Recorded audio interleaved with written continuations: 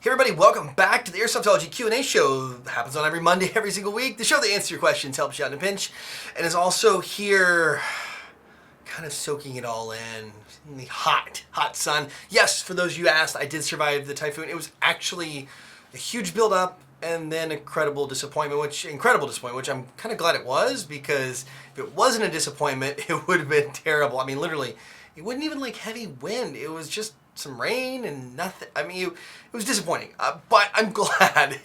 You don't want that to be what they're hyping it up to be. So anyway, thank goodness for the geography here and the mountains and stuff like that. Anyway, welcome back to the show. If it's your first time here or your whatever time here, thank you for watching. Thank you for being so cool and putting your questions down in the comment section below. Make sure to vote those up, your favorite ones, and be persistent every single week. I do read them all every week. I try to get the best ones on. I can only squeeze like 3, 4, 5 in each week. Otherwise, this would be the longest show ever. Also, before we get into those questions, don't forget, I do have a web store. It's right over here in this corner. Boom. And why do I do the sound effect? I don't know why I want to do the sound effect. Anyway, it's over in the corner right up here. It does go to support the show and gives you some really cool swag like Airsoftology patches. And I've got some stuff in there. I got some cool stuff in there. Trust me. It's cool. You can go check it out. Like the tactical corgis like the thing. Anyway, enough about all that. Let's dive on into what you're really here for, and that's your questions in the Tippmann mail call.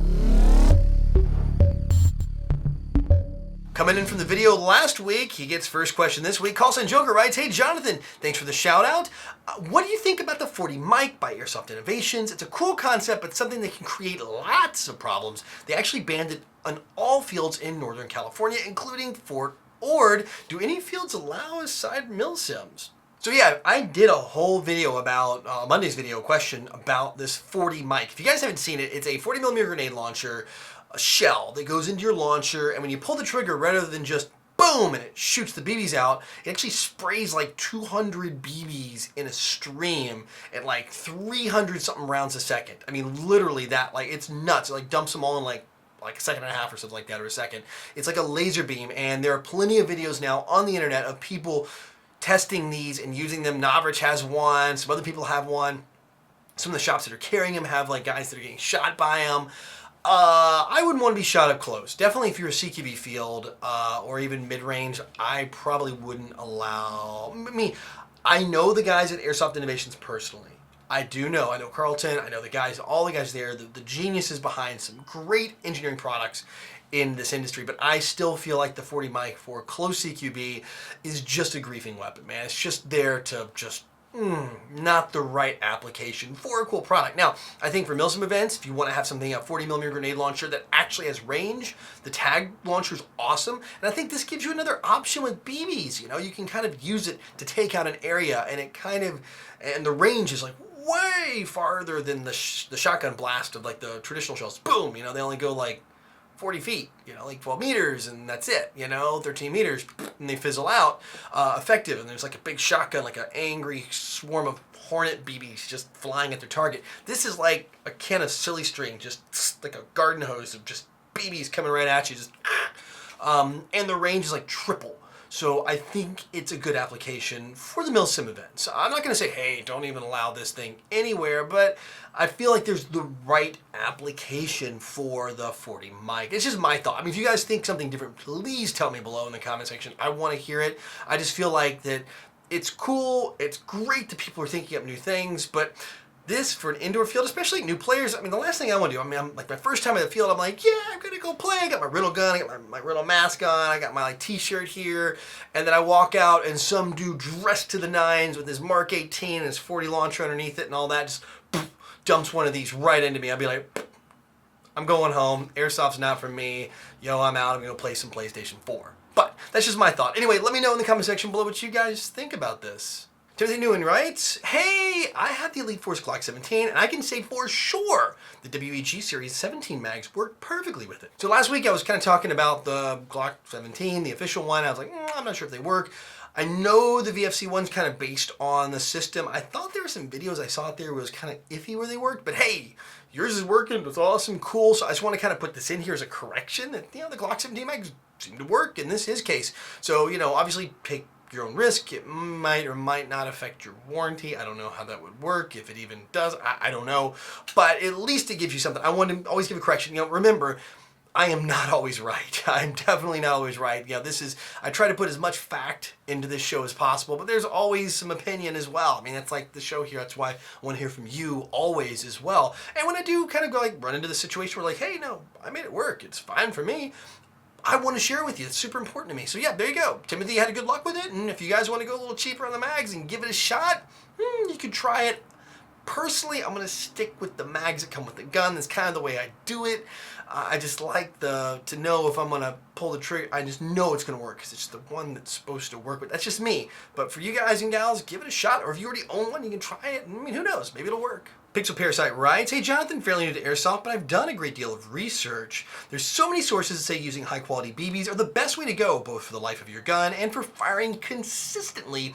But what about for grenades? I'm hearing from a lot of people that using budget BBs are better as it shouldn't hurt the grenade. Is it cheap? It's cheaper, but considering how many BBs get spat out of them. Are these statements true, and what are your thoughts? I run a lot of grenades that spew out BBs and things like that. For my guns, absolutely premium. I usually do 0.28 or heavier, 0.28, 0.30, 31, or 32 for my just regular AEG, like when I'm running around, my regular rifle, my assault rifle, I'm using that heavy of a BB. I just find they tend to carry energy better, fly straighter at distance. You might lose a little range. Some people maybe, maybe not. On windy days, you're gonna have a better advantage because it's a little bit more mass out there. Flying should cut through that wind a little bit better. Also, when you're going through branches, they tend to stay a little more true, but that's the reasons for a good BB in your airsoft gun. Also, most importantly, not to scratch your barrel and not to jam up and mess the whole world up by using the cheapy garbage ones with the seams and all that, the colored bright ones. Anyway, for a grenade, I wouldn't use those bright green, yellow, see-through with the seam. I wouldn't use those. That's just not, I still wouldn't use it because they could jam up in there on some of the grenades, like the tornado ones, but you can go cheaper on them. You can buy the cheap BBs. Personally, for me, I find for the grenades, because they're throwing it out, they don't have a lot of power to them. I use a light BB, as light as I can possibly get. 0.20s, and if you can find some decent 0.12s that aren't all seamed up and crazy, put those in there, especially if the BB just kind of dump them in and cap it and then it just kind of does its thing. Yeah, use the cheapies, because those lighter BBs are just going to fly farther, and you want a crazy spread. You want them to go every direction. And in a room, you need that little extra range for the BB hit to hit your target. That is what I use it for. In fact, probably one of the only reasons I buy 0.20 gram BBs is just to put in my grenades and to do chrono tests for the video channel here for all the guns I get in for reviews. But yeah, that's it. I pretty much run those. You're pretty safe with it. There's no barrel. There's really not a big tolerance or anything like that. So you should be totally fine. I mean, that's what I've always done. I've never had an issue with using the cheapy BBs in a grenade. Hedrigo writes, do you ever miss being anonymous when going to bigger events? And what's the biggest con of being a well-known in the community? There were times where I really enjoyed just being a player, but when you go play at these events, it's usually the smaller fields. At the big events, everybody's there to play. It's not anything crazy to go. And I know everybody's oh, you're so I'm just a guy who talks to a camera. I mean, literally, I mean it. And I know everybody's oh, you're just being humble. No, really. I'm in a small room right now, and I'm staring at a lens that says Lumix G on it right now. I mean, really, that's it. I've got foam padding jammed up against the wall. I got a light over here. I got the window over here for more light, and rugs hanging on the door. It's terrible in here. I'm just a guy in a hot room with the air conditioning off, talking to a camera. So I never think of myself as anything more than just someone who creates videos and puts it out there and answers you guys' questions and does reviews of cool airsoft stuff. When I go to the games, I love talking to people. I've always talked to people. I guess now more people come up to me, so I get to talk more. In case you haven't realized, I enjoy talking. It's why I do these videos.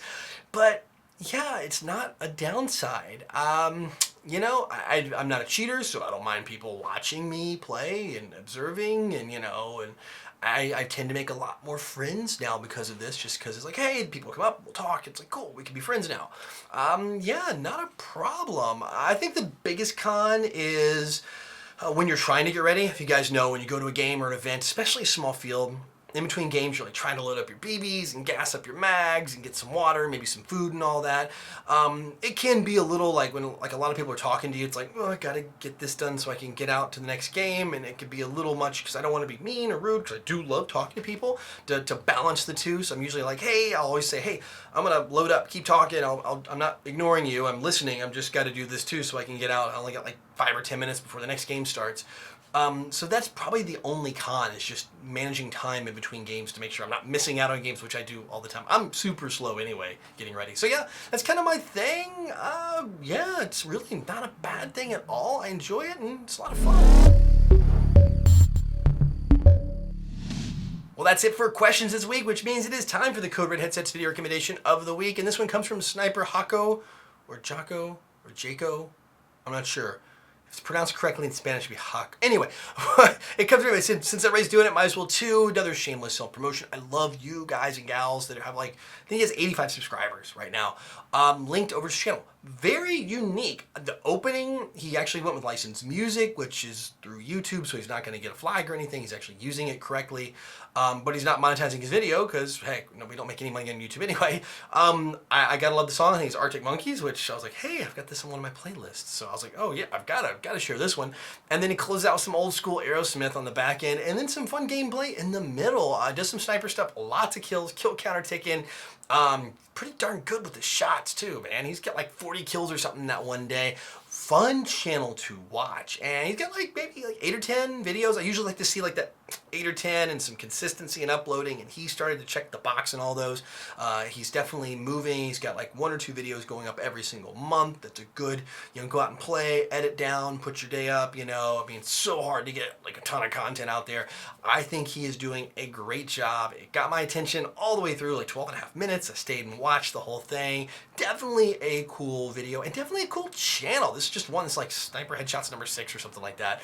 But yeah, I like the way he does, like if you can't see where the enemy is, he does like a silhouette in a bush and like makes it glow, and the hit markers are pretty cool with the red blob, and I think he's doing a great job. I think this is going to be a fantastic channel to watch. And again, one that I mashed that sub button on just to add it to my list. So if you guys want to check it out, as always, I've got a link over here in the corner and down in the description box below to the channel, the video. And if you like what you see, go over there and mash that sub button and let them know I sent you. All right, that's it for this week. Thank you again. Don't forget, web store out there full of cool swag and patches for Airsoftology, and like not just Airsoftology logos, but like really cool like collectible stuff, that you probably want to look at, and morale patches and stuff that are just kind of Airsoft related or in the area. So do that, help support the show. Don't forget I got a Patreon account too. I've got it down in the comment section below, in the description box below. And of course, your questions go down in the comment section, and your favorite video recommendations of every single week, they come from you, whether they're your channel or a channel you love to watch. Even if it's the one I've done before, put it down there.